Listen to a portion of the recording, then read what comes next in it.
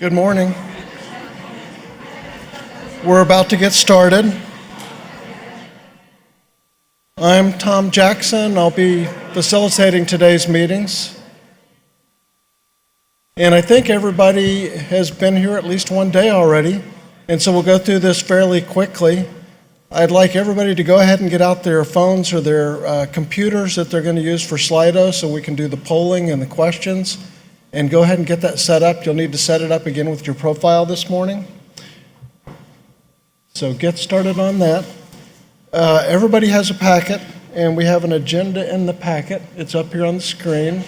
We're going to have an overview of the Inpatient and Rehab Facility QRP first by Chris Gross, and then a section GG lesson case. And then we'll be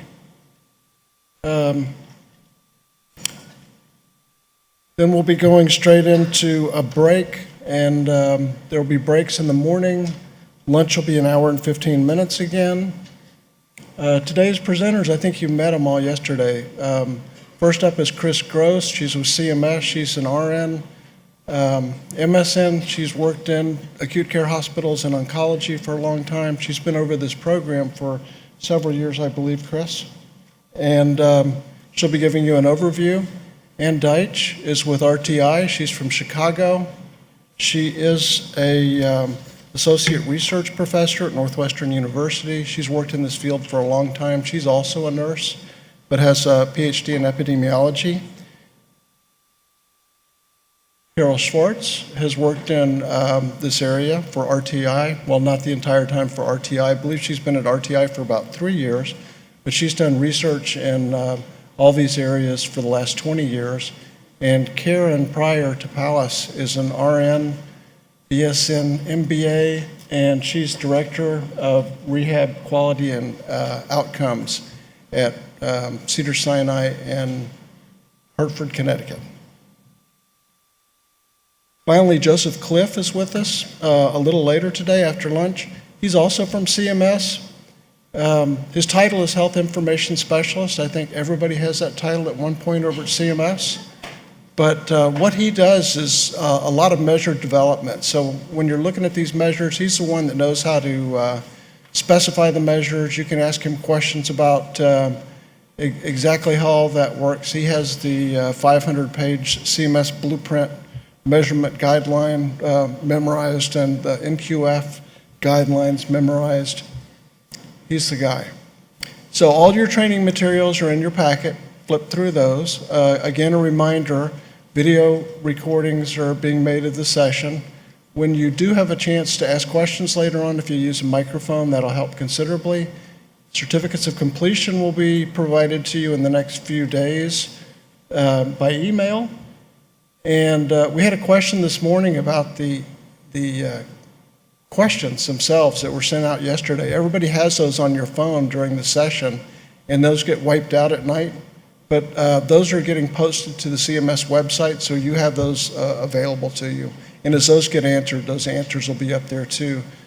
Somebody was talking about needing them next week because she needed to go back and have a meeting with their staff to educate them on this, and one of those questions, and they had disappeared off her phone. But never fear, those are still there. All right, so has everybody set up Slido? We're going to go through one quick practice with a question. What popular street vendor food was invented in Baltimore? Was it hot dogs, snow cones, popcorn, or roasted peanuts?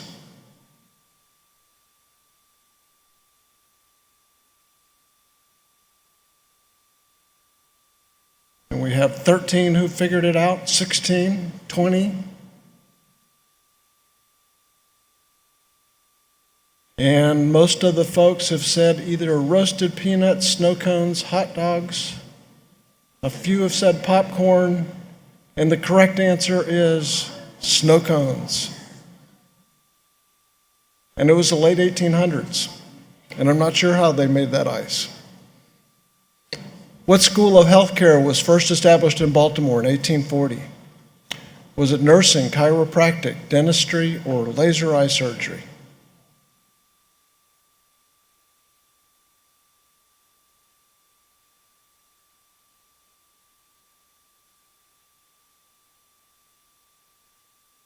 And I didn't know this one, but it is dentistry. I did know that Hopkins was the first public health school in the country. And here's the last one. I think everybody's warmed up, and then I'm going to turn it over to Chris to get us started. What vital public institution was first inaugurated in Baltimore in 1774?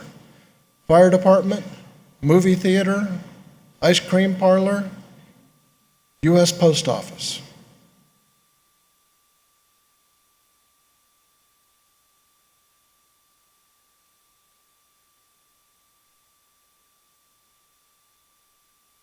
Okay, from Release My Clicker.